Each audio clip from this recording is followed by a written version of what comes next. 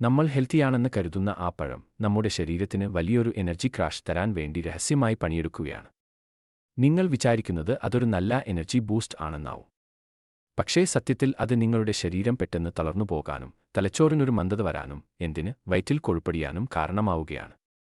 എന്താണ് ഇതിലെ പ്രധാന പ്രശ്നം എന്നറിയാമോ? തനിച്ച് കഴിക്കുമ്പോൾ ആ പഴം വെറുമൊരു ഷുഗർ ബോംബാണ്. നിങ്ങളുടെ ശരീരത്തിലെ ഷുഗർ ലെവൽ റോക്കറ്റ് പോലെ കുതിച്ചുയരും. അതുപോലെ തന്നെ കൂപ്പുകുത്തുകയും ചെയ്യും.